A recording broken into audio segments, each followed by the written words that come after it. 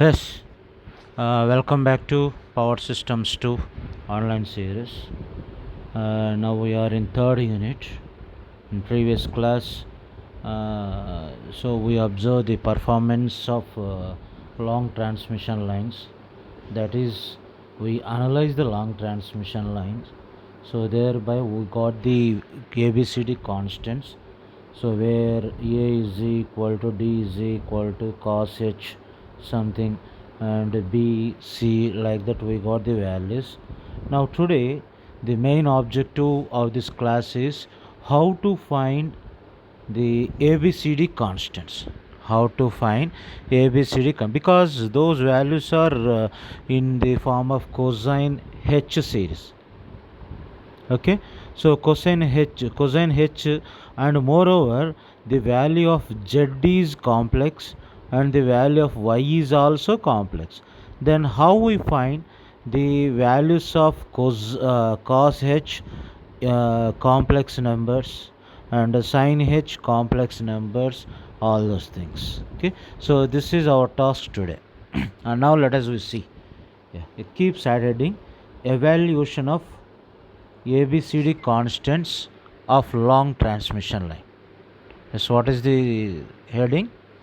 Evaluation of ABCD constants of long transmission line.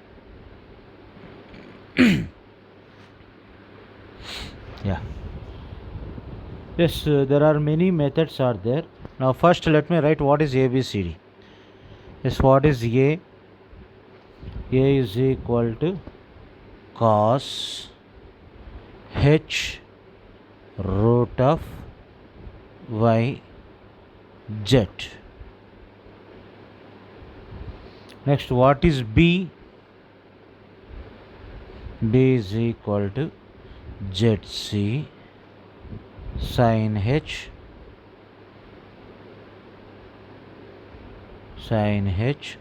root of y z,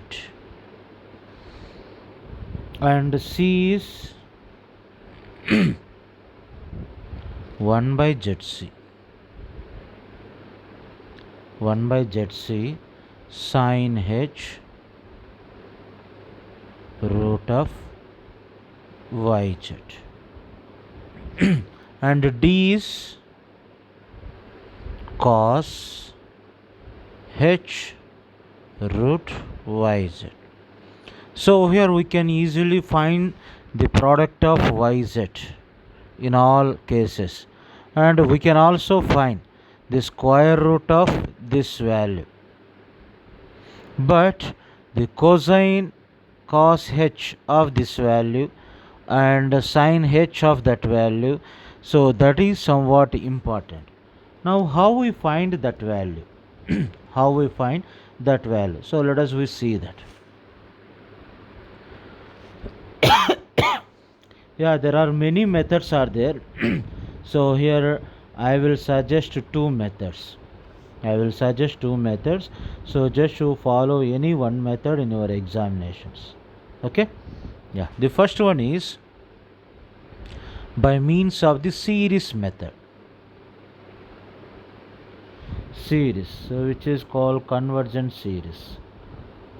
Okay, which is given by, we know that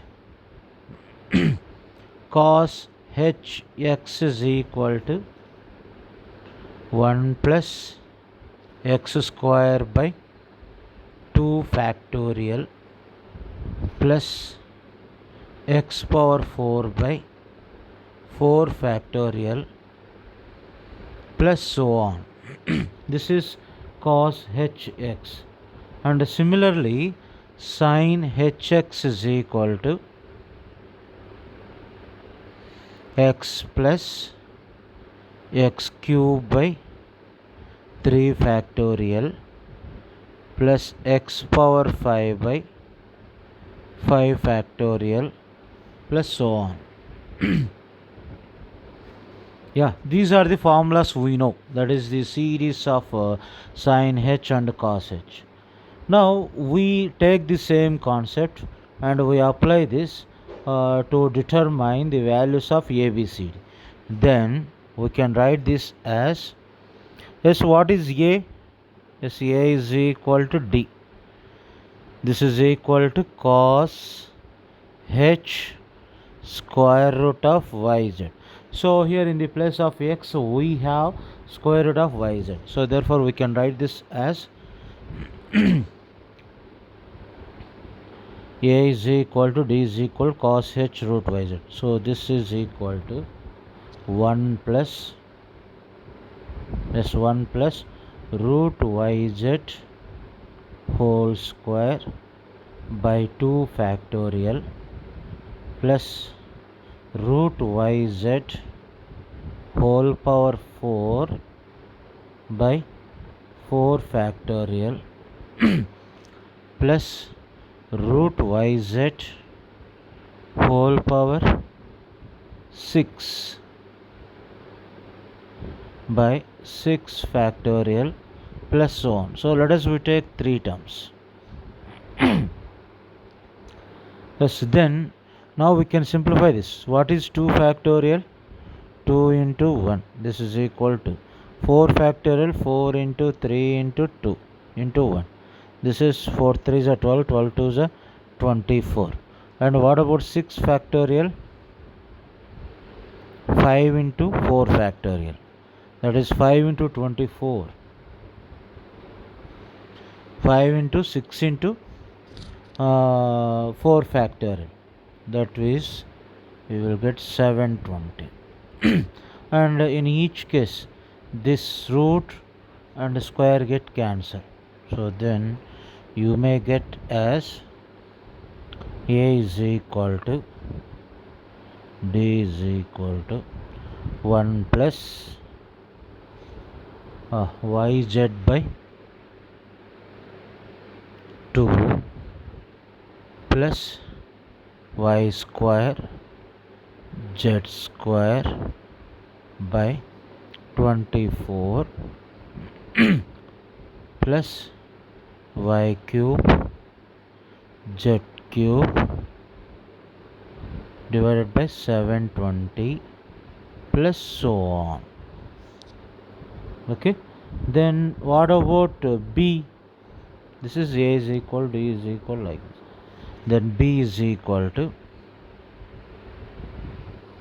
ZC sin H root yz.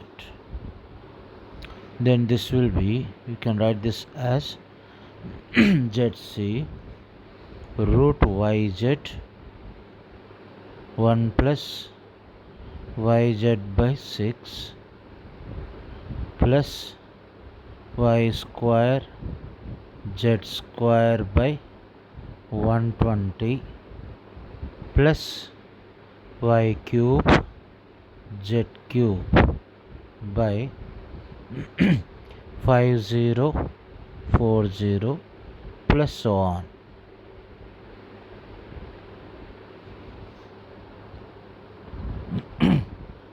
And here ZC is square root of z by y, and if you substitute that value, that is ZC is equal to square root of z by y. So let us substitute this value. Then B is equal to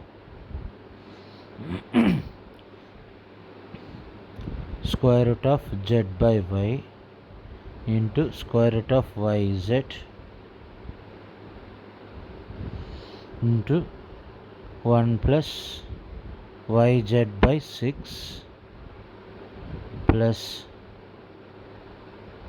y square z square by 120 120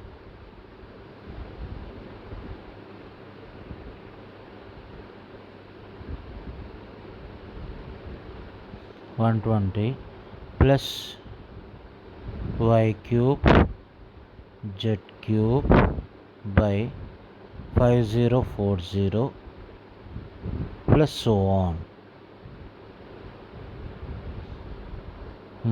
So hence you can write, so here root y cancel, therefore B is equal to z into 1 plus yz by 6 plus y square z square by 120 plus y cube z cube by 5040 plus so on. Yes. Then what about C? This is value B. C value. C is equal to 1 by ZC sine H root YZ.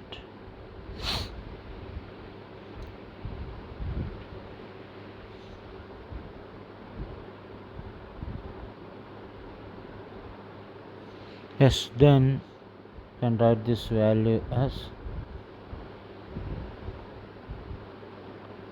square root of 1 ZC, where 1 by ZC is square root of y by z into root yz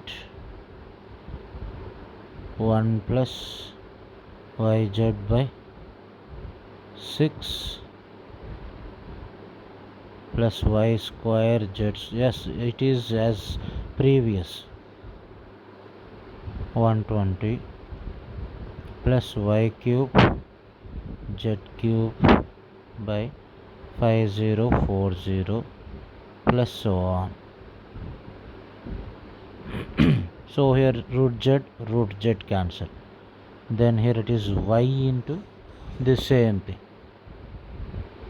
1 plus yz by 6 plus y square z square by 120 plus y cube z cube by 5040 plus so on. Yes, these are the values of ABCDs by means of series, that is by taking the convergent series, and here it is imaginary, that is complex angle method. And if we take the real angle method in the sense, in this method the hyperbolic sines and cosines are expanded by the trigonometrical formulae, as I will tell you. So how it is in the sense. Yes, next keep side heading. The second method is convergent series real angle method.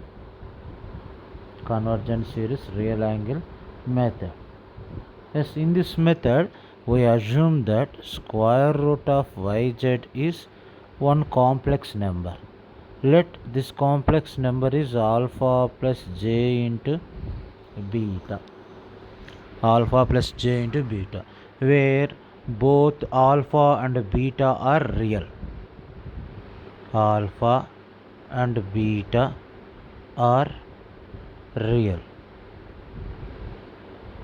Okay. Then what is cos hx formula? Just let us see. Cos h root yz is equal to cos h alpha plus j into beta. This is as cos h a plus b. What is formula for cos h a plus b? Cos h a into cos h b plus sin h a into sin h b. But whereas in the case of cos, it is cos a cos b minus sin a sin b. But in the case of cos h, so we used to write cos h alpha, that is cos h a into cos h b plus sin h a sin h b. Yes, we can write the formula as cos h alpha cos h j beta plus sin h alpha sin h j beta. Yes, here we can write what is value of cosine of h beta?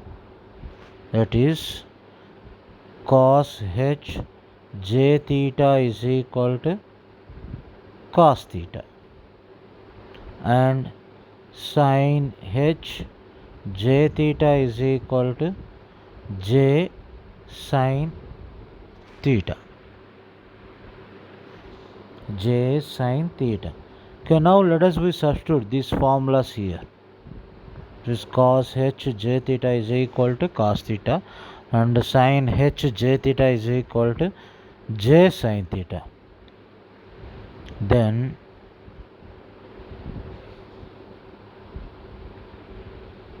cos h alpha plus beta is equal to cos h alpha cos beta plus j sin h alpha to sin beta. That means you got both real and imaginary term. And similarly, what is sin h? Sin h yz, root yz. This is also sin h alpha cos h j beta plus cos h alpha sin h j beta.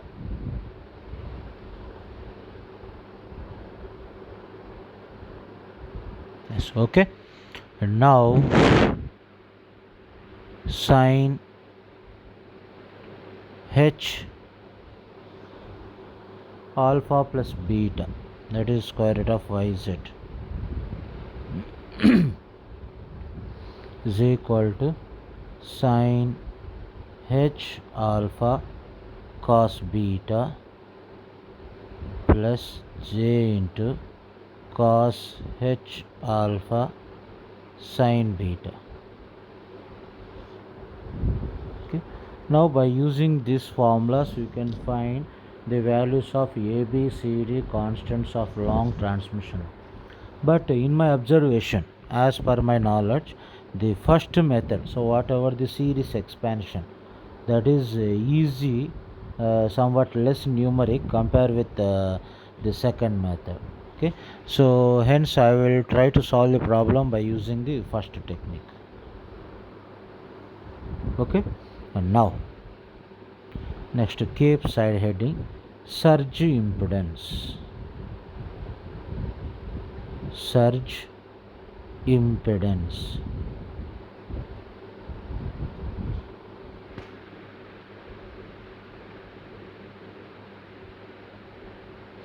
Surge impedance. Yes, what is surge impedance? Surge impedance is Z0, which is denoted by square root of Z by Y. Square root of Z by Y, that is the square root of the ratio of the line impedance and shunt admittance is called surge impedance. Yes, what is surge impedance? The square root of the ratio of line impedance and shunt admittance is called the surge impedance. So where Z0 is called surge impedance, and we know that line impedance is Z is equal to R plus JX. And what is shunt admittance? Y is equal to G plus JB. Okay, now we substitute these two in Z0, where Z0 is equal to square root of R plus JX divided by G plus JB. Yes, here I try to define the characteristic impedance also in the same manner. Actually, characteristic impedance is more correct notation. Surge impedance is the characteristic impedance of the loss free line. Surge impedance is the characteristic impedance of the loss free line, that is loss free line.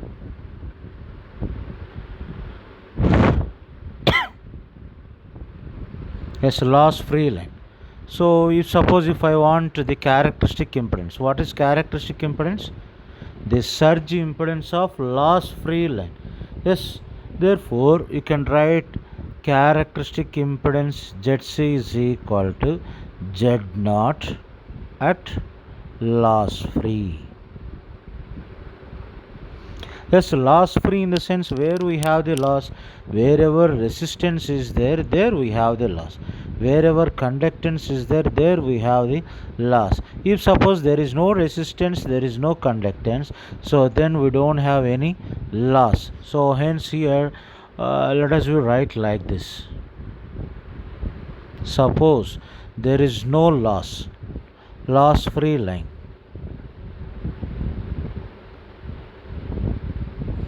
For loss free line, R is equal to 0 and G is equal to 0. R is equal to 0 and G is equal to 0. Then what is ZC characteristic impedance? Square root of 0 plus J into X. X is omega L divided by 0 plus B. B is J omega C. Then you can also write this as square root of omega L by omega C. So here these two get cancelled. Hence characteristic impedance of the transmission line is, that is, square root of L by C. Yes, what is characteristic impedance of the transmission line? Square root of L by C. Generally, this characteristic impedance varies between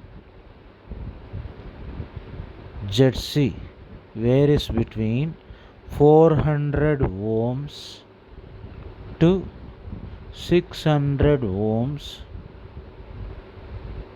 Yes, in the case of overhead transmission line, and this value is 40 ohms to 60 ohms in the case of underground cable.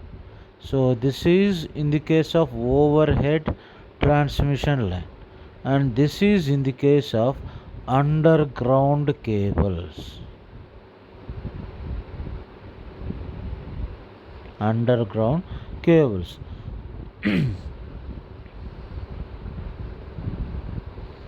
Yes, now the surge impedance can also be evaluated, can also be determined by measuring the line impedance at the sending end.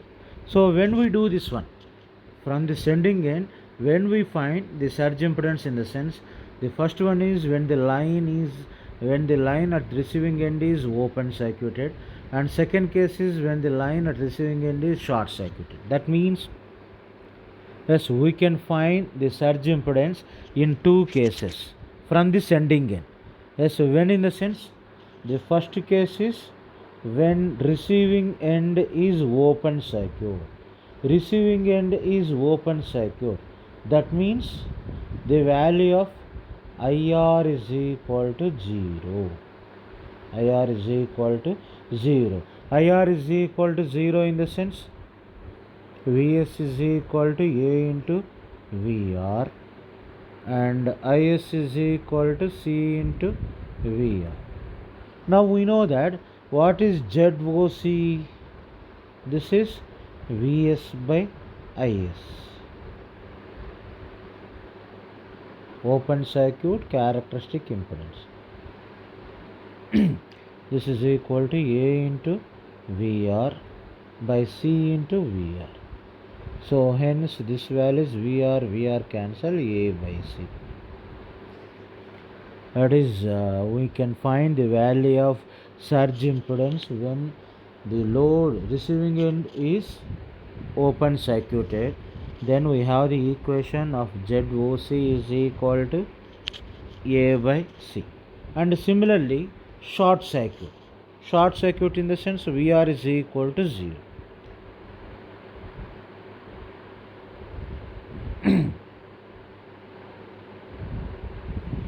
Yes, VR is equal to 0.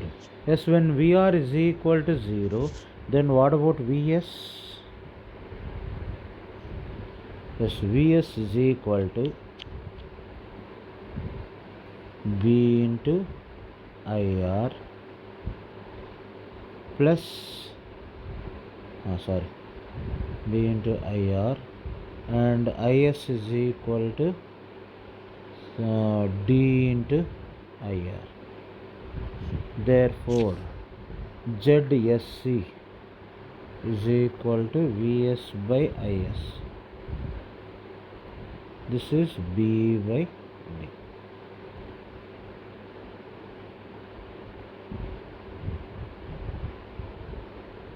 Okay, and next, if we multiply these two, ZOC into ZSC. Yes, what is ZOC?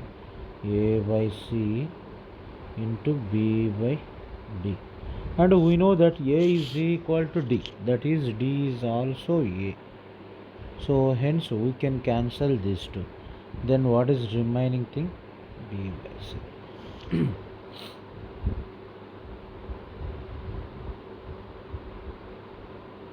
Yes, B by C. Now what is ZOC into ZSC? B by C. Let us substitute the values of B and C. That is, B is equal to square root of Z by Y sin H root YZ, and C is equal to square root of Y by Z sin H root YZ. Okay, now we substitute these two. Then ZOC into ZSC is equal to B by C is equal to root of Z by Y sin H root YZ divided by root of Y by Z sin H root YZ. So here sin terms will get cancelled. Then this will be Z square by Y square under the root. This is Z by Y. Therefore we can say Z by, which is equal to Z naught square. Z naught square. So hence what you say? Z naught square is equal to ZOC into ZSC. ZOC into ZSC. And what is Z naught? Root of ZOC into ZSC. Therefore, the surge impedance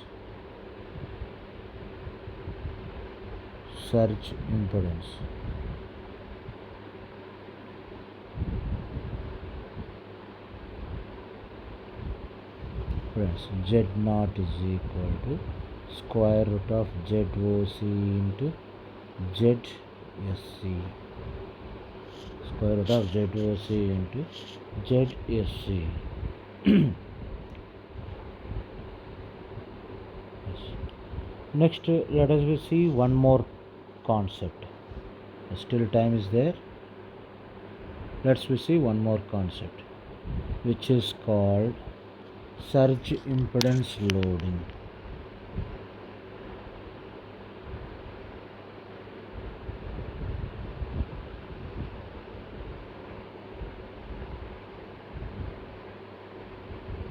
Surge impedance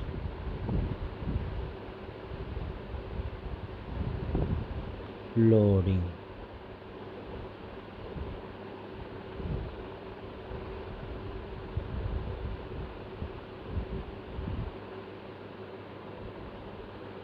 Surge impedance loading. Yes, what is surge impedance loading? In the sense, yes, it is the load of the transmission line at a unity power factor that can be delivered by the line of negligible resistance. So what is that? This is defined as the load of unity power factor. This is the load. This is defined as the load of unity power factor that can be delivered by the line of negligible resistance. Negligible resistance, yes, which is given by PR is equal to SPR is equal to VRL square by Z naught megawatts, where VRL is the receiving end voltage in kilovolts and Z naught is the surge impedance in ohms, and where PR is called the surge impedance loading or natural power, where PR is called surge impedance loading or natural power of the line. It's natural power of the line. Okay. Now this equation gives a limit of the maximum power that can be delivered by the line and is useful in the design of transmission line. And this can be used for the comparison of loads that can be carried on the transmission lines at different voltages. The power transmitted through a long transmission line can be increased either by increasing the value of receiving end voltage or by reducing the surge impedance. So from the equation only we can see. As nowadays the trend is of employing the higher and higher voltages for the transmission. Therefore, this is the most commonly adopted method for increasing the power limit of heavily loaded long transmission line.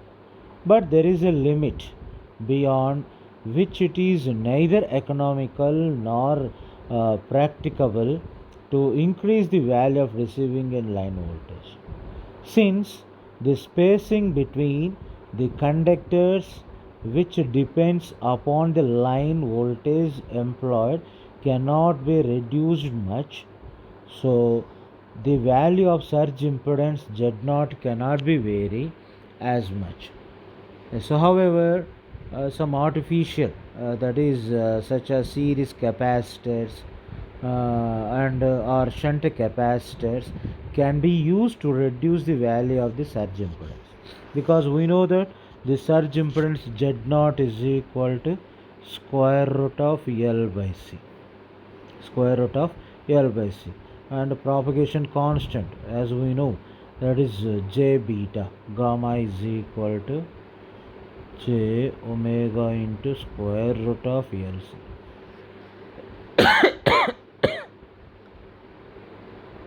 This is J beta. Okay, where beta is the phase shift, which determines the torque angle delta. Torque angle delta between the sending end voltage and receiving end voltage, and hence the system stability also we can find by using the series capacitor. The surge impedance Z0 and the phase shift angle, that is beta, get reduced due to decrease in the line inductance.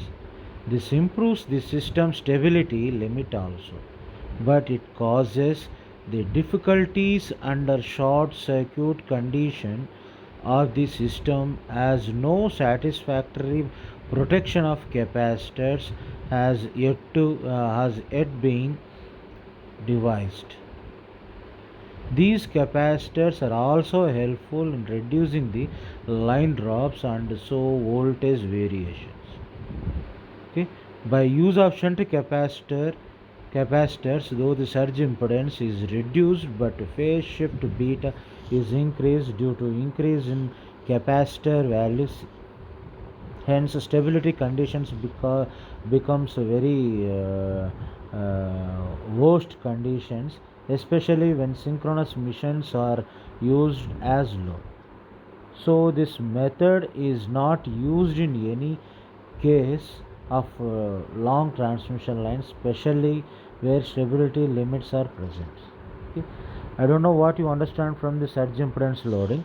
The surge impedance loading, in the sense, how much maximum load that we can do on the transmission line. That means maximum load in the sense without any loss. Without any loss in the sense R is equal to 0 and G is equal to 0. R is equal to 0 and G is equal to 0. And this value must be very high. Yes, this value is very high. That is, what is equation? PR is equal to VRL square divided by Z0. Then how you can increase this value? The first one is by increasing VRL, and second one is by decreasing Z0. By decreasing Z0. How you can decrease the Z0, or how you can change the Z0? We know that Z0 is equal to L by C, square root of L by C. Yes, by using this formula we can vary the value of capacitance to get the minimum drop in the transmission line. Minimum drop in transmission line. Yes. This is how you can increase the surge impedance loading. You can increase the surge impedance loading.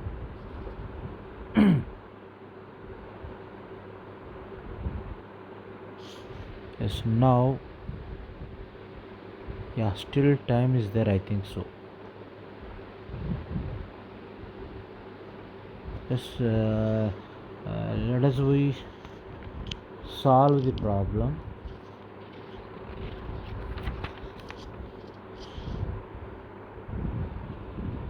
Let us we solve the problem, and if possible, let me stop here, and the next class we will see, because the time is not sufficient, I think so. So hence, let us we stop here. Stay home, stay safe while you are going to the outside. So don't forget to take the precautions, and have a nice day. Hope you enjoyed a lot. Keep smiling. Thank you.